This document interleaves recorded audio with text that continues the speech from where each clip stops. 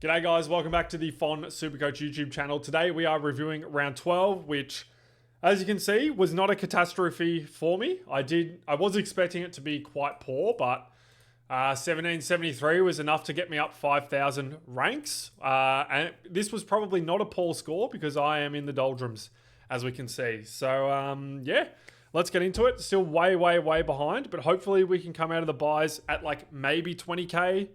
And then hopefully my trade position will allow me to get up some more trades. We'll see. I don't know where we'll go from here.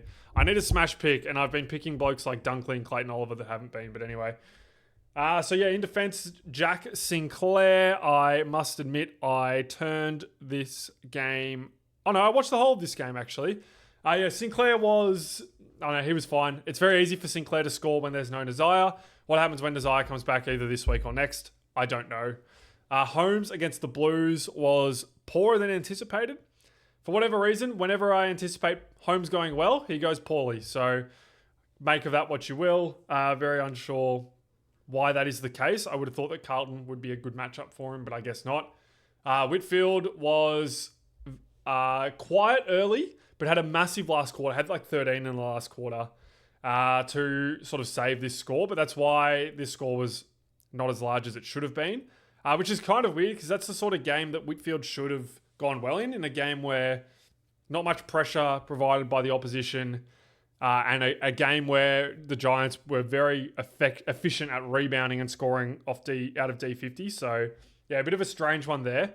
But I did think that Whitfield was getting managed a little bit throughout that game with his hamstring. So the bye should do him some good. Jordan Clark gave me a reasonable score for once, which is good because generally he does not. I didn't watch the last quarter of this game because I was out. But yeah, Jordan Clark, good-ish result. Dan Houston, 94. We take that. We would have liked a little bit more, but he sort of went to sleep in the last quarter. And then lost rookie roulette with Will Edwards taking the 19 over the 30. Not that I was looping, although I could have with Edwards and Worrell, but I just didn't even register that I could have done that. But I was never taking a 30. So yeah, cop the 19. And he's gone down in price and probably has a high break even now. So that is what it is. And then Perez, I think, is going to get dropped again. So unfortunate, but it is what it is. So I rolled with the VC on Bont because I thought he would go a lot bigger than that. And he got tagged in the last quarter. So wasn't expecting that. Lost a few points here going with that tag, essentially. Would have liked a little bit more, but it is what it is. And then traded Oliver in for his worst quarter of the year, probably that first quarter, but was pretty good after then. But the game was mostly over at that point, which is unfortunate. And then Nick Dacos, 111.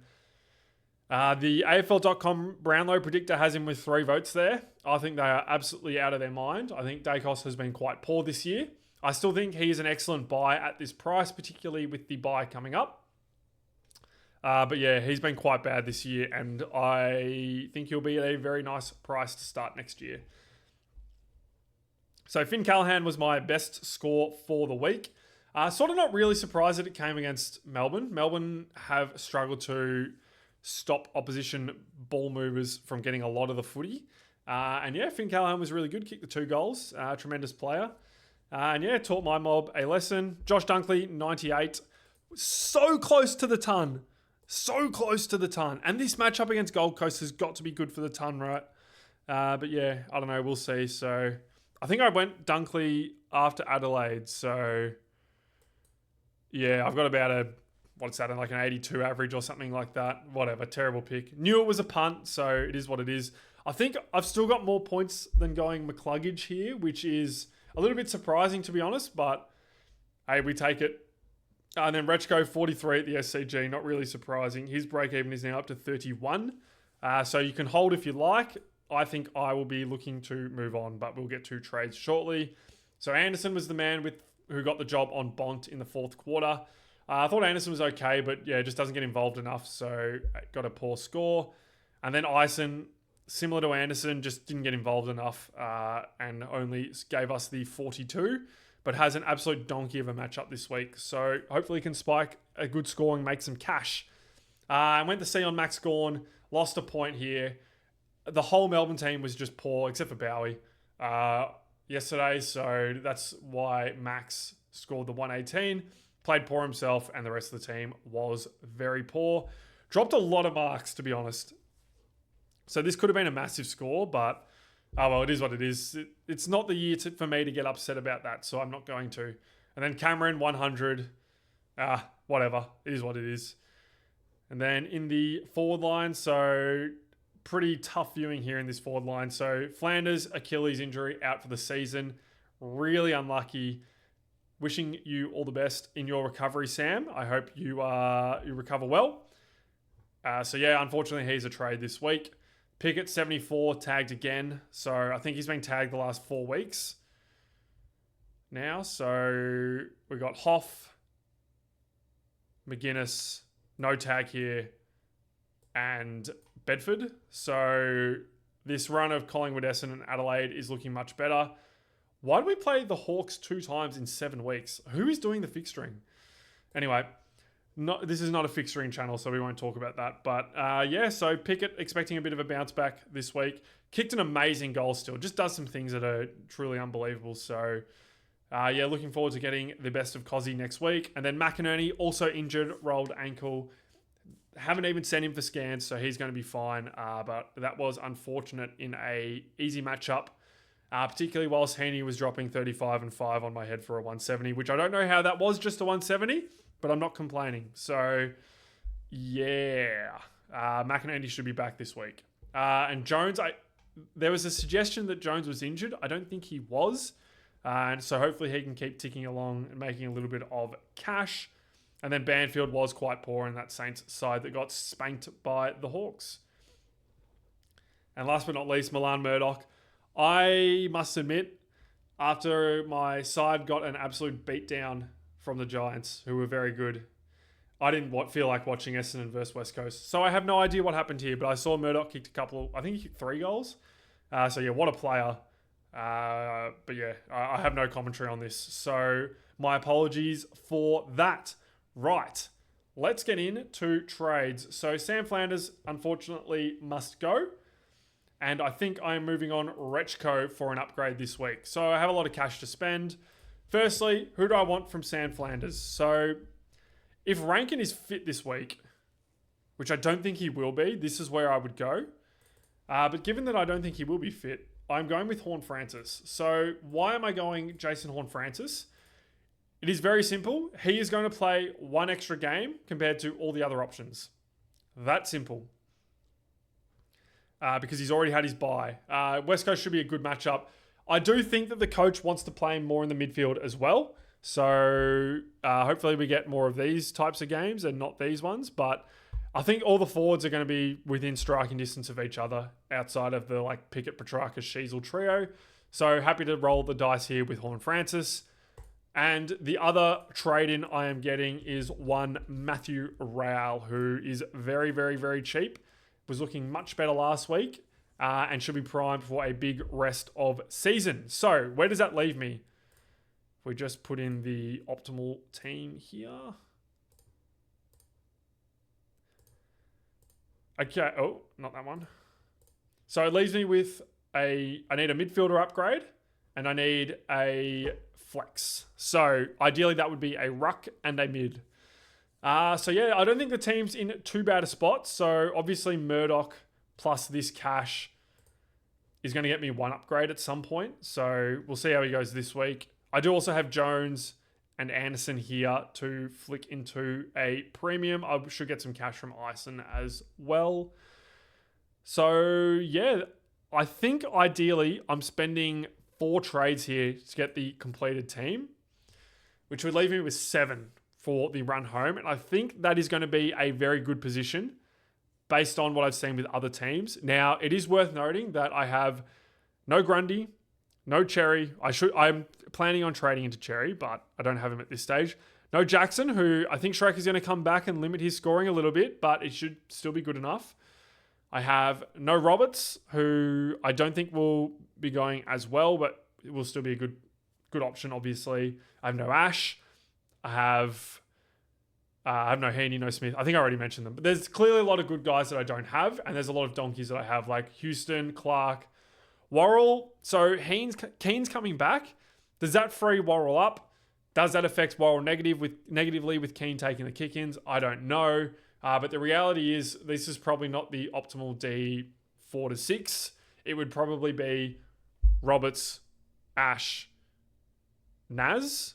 And I don't mind Blakey or Dale either.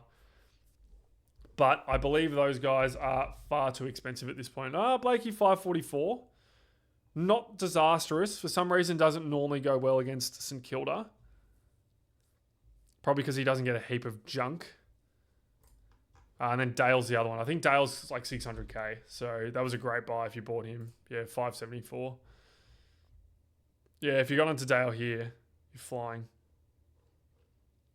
Dale does this every year, I feel like, where starts the season with some absolute stinkers and then just has a good game and off to the races. So, yeah, I don't know. Been a good trade in if you got him probably around here.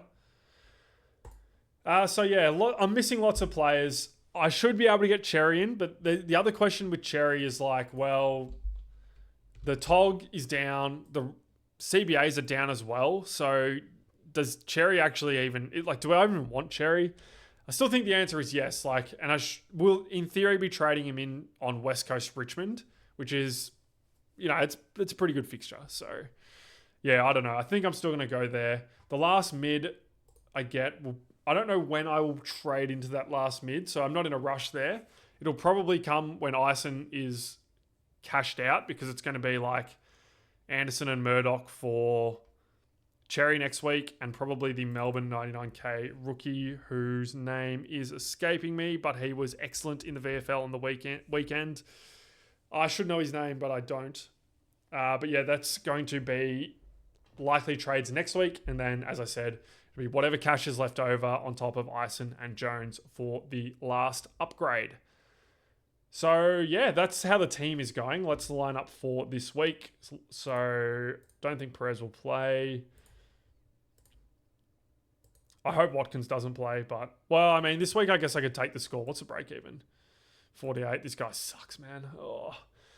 Cameron Gawn will be there, and no premiums out in the forward line. So yeah, just the GWS premiums and the Richmond ones this week. So not much manoeuvring to do there. Actually, I want to do that, I think. Oh, actually, I probably want Banfield. Banfield against Sydney or Jones against... Hawthorn. That's probably one I should loop if I don't get both, to be honest. I think I prefer Ison to both. Okay, how do I loop this? It is like this. And we do that. Okay, cool. So we're going to set up like that on field, and then captains and vice captains. Who do we want? Okay, so I think if you have Bailey Smith or Holmes, you could go there. I don't like the feel on Holmes, so I'm not going there. I would avoid Western Bulldogs mids in this game. Hawthorn has tended to be restrictive to midfielders, so I won't be going there. Probably wouldn't go Cherry or Jackson in this game. I'm trying to think who else you could go. Like, Freo's pretty restrictive in general, so probably wouldn't go Sheasel or LDU. I'm half tempted to go Rao, but I think he will get some Dunkley attention. And I don't really want to go into that, although it was a 143 last time, so who knows. This is the obvious one. So Butters with the huge ceiling against West Coast, so that's easy. VC straight up. If you have Heaney, I think you could go there for the C. Grundy, obviously very good as well. You could probably take the punt on Blakey, but I don't really love it as a C, to be honest. So yeah, probably wouldn't be going this game. Wouldn't be going Sinclair or Nass if he plays. Carlton v Essendon.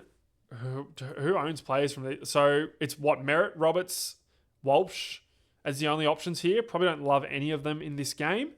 And then you have Melbourne v Collingwood. So I think I'm going to be running with Gawn here just because he's safe. I think he'll be solo rucking again. I think they will leave Heath in the VFL for a few weeks now.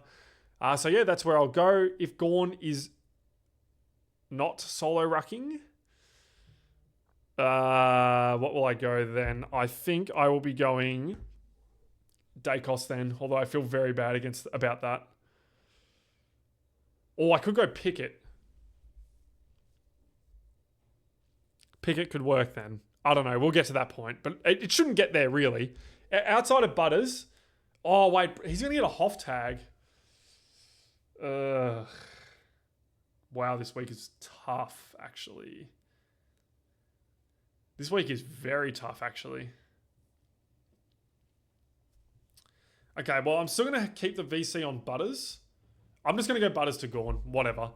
If Gawn's not picked... Sorry, if Heath is picked, then maybe I take the punt on Rao versus Brisbane or Track versus Brisbane into Gawn or into Butters. Yeah, this is a tough week. I'm trying to think what players would I actually want to captain if I own them? I think the only one is Bailey Smith. So, yeah, tough week. You've got Baz. That's your guy. Don't love anyone else, to be honest. So, yeah. That's how I'm going this week. Let me know how you went last week in the comments and what your trade plans are. And I will see you this time next week. Bye, guys.